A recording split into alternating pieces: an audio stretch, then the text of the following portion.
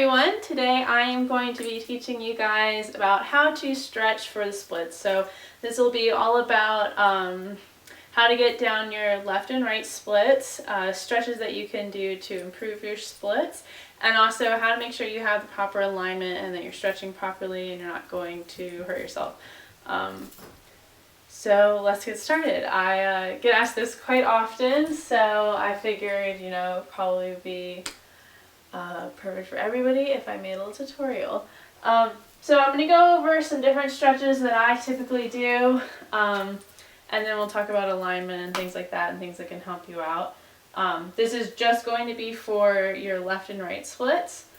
So let's get started. One of the first ones that I will always do, first stretches I will always do is downward dog. Or if you want something a little bit deeper, you can do dolphin, which is you're having your forearms on the floor and your arms are, shoulder width apart. And I'll stay here for a little while and just kind of work on each leg and try and really stretch it out. This is really great for your hamstrings and your calves and everything that you're stretching when you have that leg out in front when you're doing your splits. I'll also lift a leg up. This helps with your active flexibility, which is good if you're an aerialist or you want to work on your splits while you're upside down and things like that. And I'll alternate both legs. And then from here, from downward dog, I'll go into three-leg dog, and then I'll come up into pigeon pose. So pigeon pose, basically you have one leg up. This knee is going to bend into your chest. You're going to come forward kind of into a plank and lay your leg down and slide back. Just like that. So pretty much there's, this is really great for opening up your hips. You're going to feel a nice stretch in this hip here and this leg, and also your back hip flexor. So it's really great for your back hip flexor and your quads. So you really can push into, you want to keep your hips square. So you want to, instead of kind of leaning over onto the leg that's down, you want to be leaning more towards the side of the back leg. And you'll notice probably some a stretch in your back, also in your hip flexor, the back leg there. So you want to kind of press into that. You can also keep your hands on your hips here. And this is just I find it to be a really comfortable pose. So I will stay in this for a long time, on my phone or whatever. So leaning forward. So when you're leaning forward, you're going to get more of a stretch in the front leg. And I'll stay like this for a while. And then I'll come and stack my shoulders over my hips. You can use your hands to kind of hold you there. Then I will also lean back and arch my back and open up my chest. It's really nice to get used to that back stretch, because when you're doing your splits, just nicer form to either keep your shoulders stacked or to lean back even further for a deeper stretch. This will also stretch your back hip flexor a little bit more. One more thing about pigeon pose, I'm going to turn just a little bit here, is some people prefer to have their leg out like this, kind of more squared, and then you want to really rest on this opposite leg. So you might come up a little bit more on your forward leg, but everyone's hips are different, and this kind of causes a little bit of pinching for me, so I typically keep my heel pretty close to my opposite hip. But for some of you, you might enjoy having your leg at more of a right angle. You'll get more of a deeper stretch that way. The other thing that I will do here is reach back and grab my back ankle. And this will give you a really great back quad stretch. So you want to be gentle. I need a really deep stretch in my quads, but for some of you who don't, just be gentle, don't kind of force it too far or anything. And I'll hold it like this. You can hold it down with your arm, with your hand, whatever. It's a really great deep stretch. You can also do both work on your back and your foot, and try to bring your foot to your head is a little more advanced. But that one's also great when you're working on your oversplits. So try to let my foot down slowly. Then when I want to switch, I will push up into kind of like a plank and come back into downward dog. Stretch the leg out again. Come down and do the same with the opposite leg.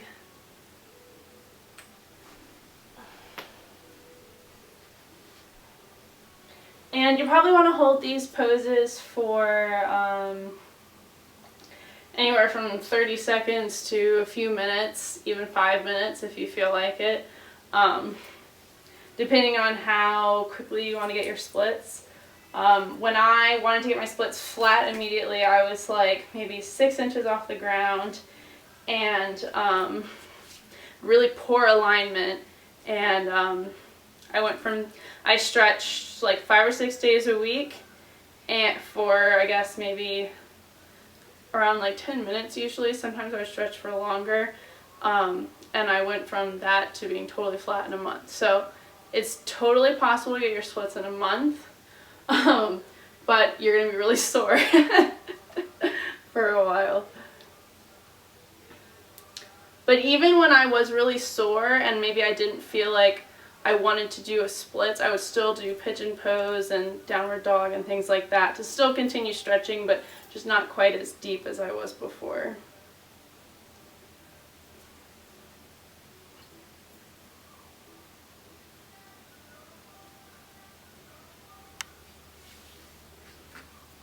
Alright, so from here, typically, come back to downward dog, and I'll walk my feet up and work on a pike. So this will again stretch the whole backs of the legs.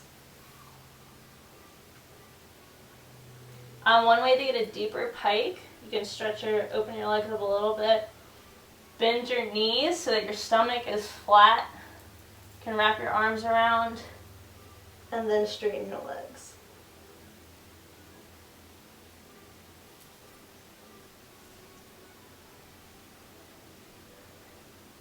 And sometimes I kind of switch my hips here too, just because it's just a really nice stretch up the back of the leg.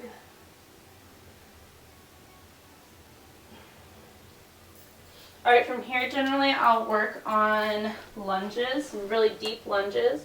So typically I'll come back with my back knee on the ground. If you're on hardwood floors or something, so I used to be, I would use like a sock or a pillow, or you could use like a yoga mat or something, just to kind of, if you have bony knees like I do, it just kind of helps to soften all the pressure on your joints.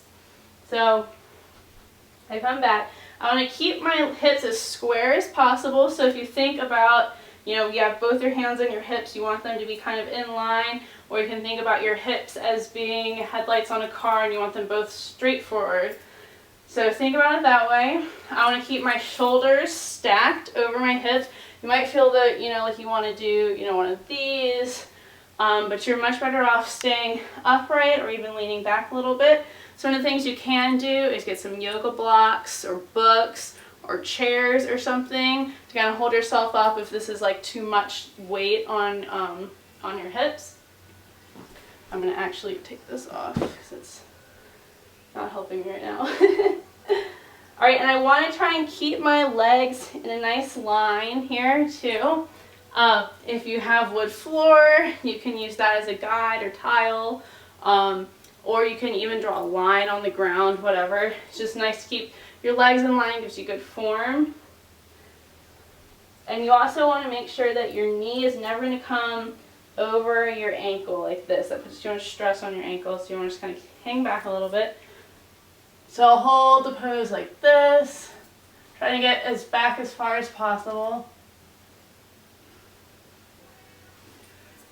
I will also bend my back leg up like this. This requires a bit of balance, so you might want to use,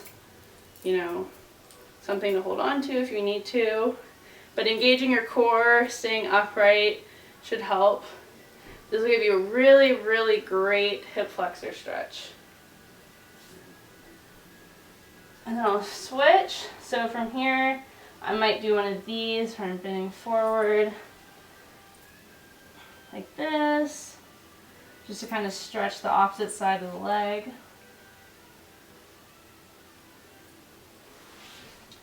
All right, other side.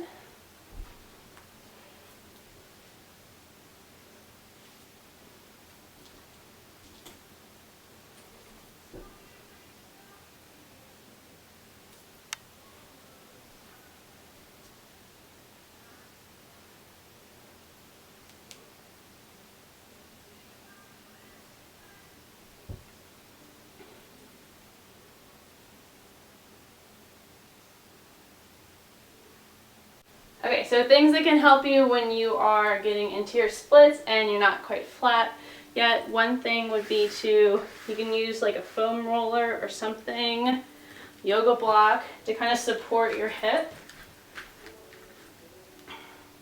That kind of help take some of the weight off of your back leg that might feel uncomfortable. Another thing you can do is just having things to hold on to so you can keep your shoulders stacked over your hips.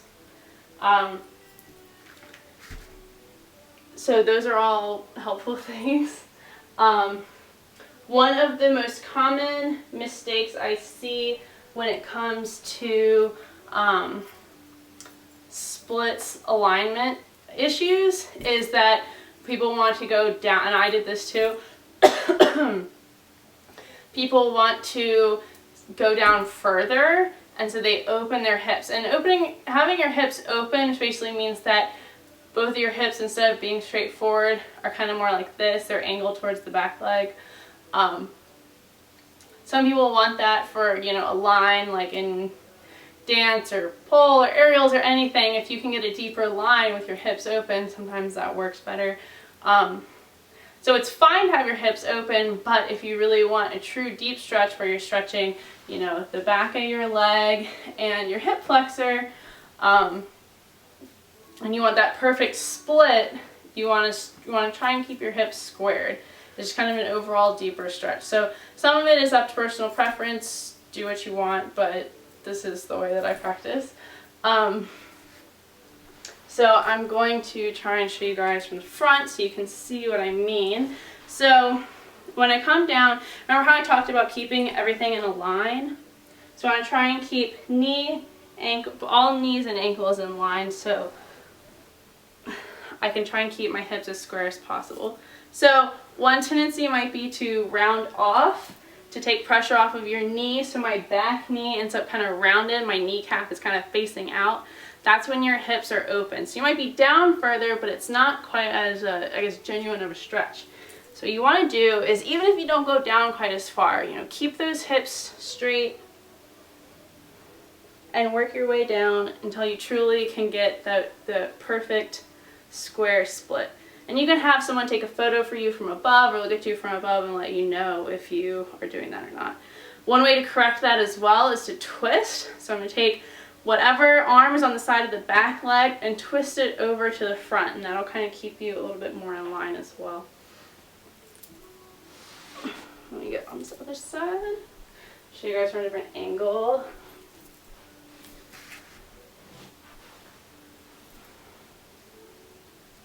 Alright, nice and in line. Go.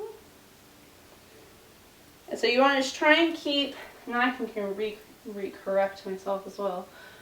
Just want to keep both straight forward. You see how my back knee is straight down? I'm not turned out to the side like this. Straight down. And you just want to keep your feet, everything nice and straight and pointed. And you can work on stretching back like this. That'll give you a deeper hip flexor stretch. Alright, so now for some counter poses. After you do those things, because it's really kind of exhausting for your muscles and your body and your joints. So some of the ones that I like to do, one being, I believe it's called, why do I want to say it's called cow pose? Maybe it is. Basically you have one knee bent on the bottom and one knee bent on top. You're going to keep your knees in line. your feet are out to the side, kind of back towards your hips. And you kind of stretch to either side, lean forward, whatever feels comfortable for you. But this is a nice kind of counter stretch where you're, especially for middle splits, which I'll go over in another video. So you want to do this with both knees alternating. Also, child's pose is a really great restorative pose. So child's pose also just kind of laying on your back and holding your hips in, side to side too. It's good for you to kind of do these restorative things, as well as foam roll if you want to, just because it's so exhausting on your legs. And you can get really sore really quickly if you push yourself too hard.